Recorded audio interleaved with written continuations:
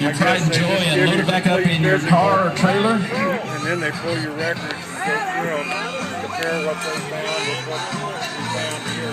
That way they don't. Some of them will be a little wetter than others. Let me hold it. Yeah, you can. Thanks. But we have up next the unidentified floating object, and Adam Elder.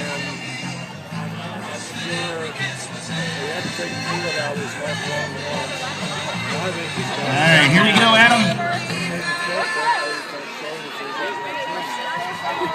Good job, Adam. Let's go, Adam.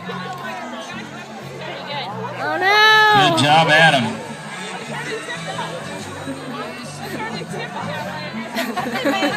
Keep going.